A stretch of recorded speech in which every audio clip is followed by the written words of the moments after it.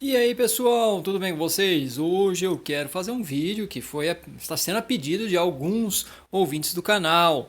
Houve um vídeo, não lembro qual agora, no qual eu falei que acompanhava um pouco a cena do MMA, que eu sabia até meio sem querer muita coisa de MMA. E sim, sei muita coisa de MMA, teoricamente falando, obviamente, nunca pratiquei nenhuma arte marcial, pratiquei judô quando era bem pequeno e tal, mas não conheço MMA na prática, como alguém que tenha praticado ou coisa parecida, mas eu sei muita coisa sim. Sei o nome de muitos golpes, de muitas estratégias, sei quem são os campeões, praticamente todos do UFC, sei de lutadores até do Bellator, enfim, acompanho muita coisa. Sei, inclusive, uma coisa que eu sei que é meio esquisito, né? Porque a gente acaba memorizando coisa que a gente nem fica ali que tentando memorizar, mas memoriza. Eu memorizo muito datas de nascimento.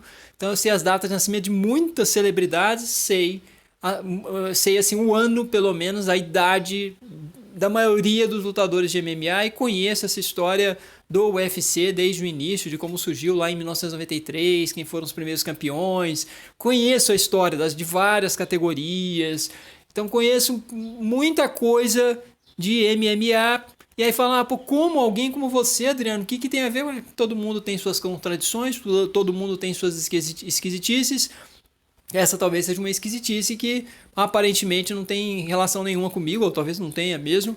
E a dizer que gosto, eu tenho vergonha de dizer que gosto, não sei, eu não diria que gosto, eu diria que eu sou morbidamente atraído ao MMA.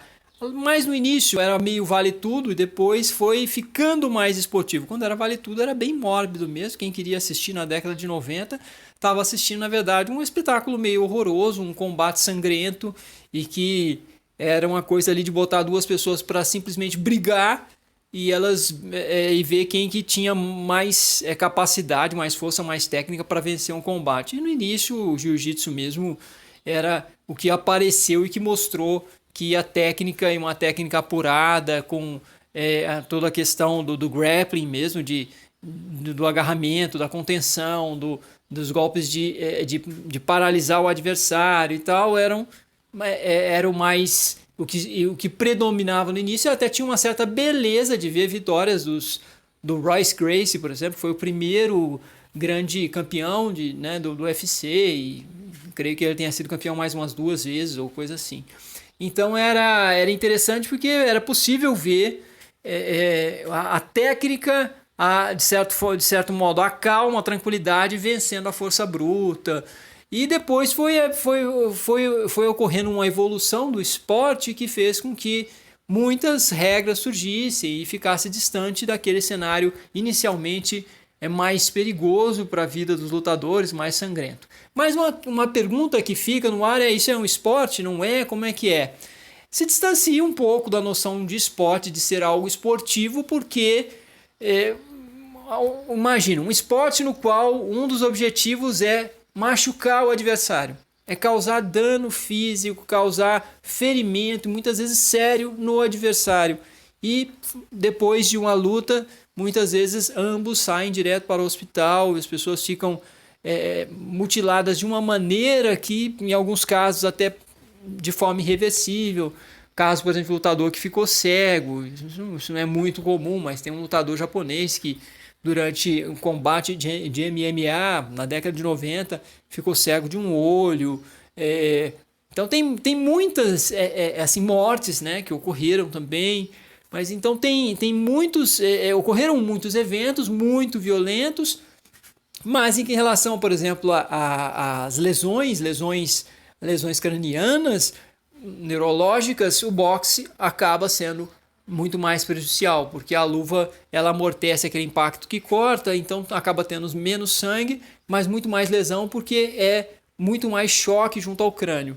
Então o boxe acaba sendo mais violento e está aí há muito mais tempo. Mas fica aquela questão: o quanto que boxe profissional e não o boxe amador, que é o boxe que vai para as Olimpíadas, e quanto o boxe profissional, que gera tantas lesões, que fere tanto, que pega Muhammad Ali, que acabou tendo a degeneração cerebral que ele teve, todo o processo de adoecimento dele, foi em virtude da prática do boxe. e agora nós temos o Vanderlei Silva no MMA, que parece que está tendo também um adoecimento neurológico devido também ao excesso de pancadas na cabeça.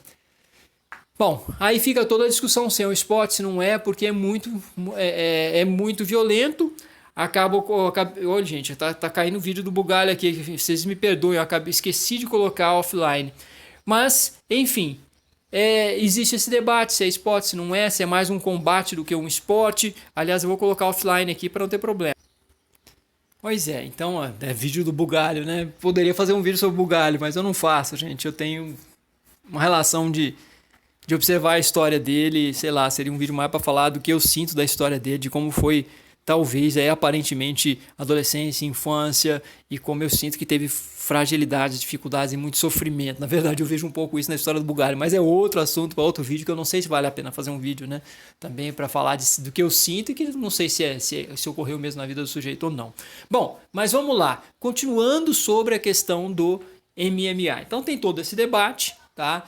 Algumas pessoas ficam horrorizadas, nem gostam de ver. Não, nem mostra isso, nem quero ver. Não, não coloca isso, não fale disso. Tem toda uma postura assim, agressiva até, né? Quando alguém vem com alguma coisa.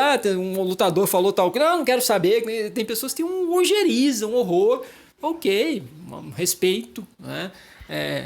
Mas eu não tenho essa ojeriza. Atualmente eu tenho até muita curiosidade. Acho curioso, tem um lado da questão dos posicionamentos políticos, né, no meio esportivo, no futebol, no MMA, que eu acho horroroso. Esse ambiente também é um ambiente horroroso, um ambiente assim, de cartolagem que existe no futebol, e um ambiente da cartolagem também nas lutas no MMA é horroroso, é cheio de corrupção, é cheio de gente sem caráter.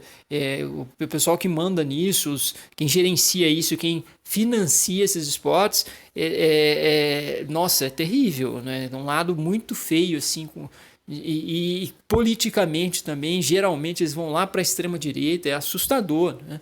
Agora teve a declaração daquele lutador brasileiro que foi humilhado pelo lutador nigeriano neozelandês, que é o Israel Adesanya, humilhou o Paulo Borrachinho. O Paulo Borrachinho, um bolsominion louco. E eu gostei muito, eu não torci pro Brasil ali, não tinha como torcer, gente, porque eu estaria torcendo para alguma coisa que, me perdoe, eu acho horrível, abjeto, e agora acabou de fazer um vídeo falando para ninguém tomar vacina, que ele não vai tomar vacina, que ele tentou pegar Covid de todo jeito e não pegou, e que a vacina, o perigo do chip, não sei mais o que. Ele não chegou a falar de chip, mas você vê que é um cara assim, bem ignorante mesmo, num nível tosco. Então tem muito isso dentro do MMA, a maioria é bolsominion mesmo, uma coisa horrorosa. E com esses posicionamentos horrorosos, assim, uma coisa... por sorte, quem faz a análise do MMA, alguns canais, alguns jornalistas que trabalham com isso, eu citaria o site Sexto Round e o Diretaço, por exemplo, você vê que os caras já têm um pouco mais de consciência de muita coisa, consciência da vida mesmo, principalmente o cara do Sexto Round, que é o Renato Rebelo, mais ou menos esse é o nome dele, é um jornalista muito competente, com um texto muito bom, o texto dele é muito bom, escreve muito bem, e o cara luta também, você vê que eu acho que ele pratica, na verdade, um wrestling, alguma coisa assim. Então... nós temos então jornalistas muito competentes que acabam comentando esses esportes. Tem criança gritando aqui para me atrapalhar, né? Tava chovendo, tava tranquilo aqui sem essa molecada. Aí agora a molecada gritando já é um inferno. Bom, e atrapalha, né? Bom, mas eu gostaria de falar para vocês que, na verdade, a minha aproximação a isso é uma aproximação dessa, uma aproximação de curiosidade. Não é nada que tenha se configurado como uma paixão, tal. Não. É coisa que eu não tenho coragem de dizer. Eu gosto, mas não tem coisas que a gente gosta que a gente não precisa achar que elas são razoáveis também, achar que elas podem ser defendidas simplesmente porque a gente gosta. Não é porque a gente gosta que é moral, que é ético ou coisa parecida, ou que se justifica. Enfim, tem coisas que eu prefiro guardar pra mim. Mas aqui tô dizendo pra vocês, é algo com o qual eu convivo, eu poderia até comentar com muita propriedade combates que eu depois assisti os highlights. Eu costumo assistir mais o highlight, nunca assisto inteiramente, não tenho muito disso de ficar acordado. O povo que nunca fiz isso nem com futebol, que foi um esporte que eu amei, que eu sonhei ser jogador de futebol quando criança, tal. Nunca fiz isso. Eu preferi jogar futebol. E hoje, se eu fosse criança gostando de alguma coisa de artes marciais, eu estaria fazendo uma arte marcial mais do que ficar assistindo ou torcendo, idolatrando, porque idolatria é algo que também não me apetece. Eu acho uma coisa reprovável de certo modo, né? Então é algo do qual eu iria me orgulhar se eu estivesse idolatrando alguém. Eu iria guardar mais para mim, assim como as minhas curiosidades em relação a esses combates, a isso que talvez seja um esporte ou o menos esportivo dos esportes, né? Os menos esportivos, que na verdade são os esportes de combate. Não tem então nenhum orgulho disso, mas é uma área que eu acabei conhecendo simplesmente por curiosidade. Começou com uma curiosidade mórbida e a curiosidade mórbida faz parte da nossa vida. Eu poderia falar disso e adentrar aqui.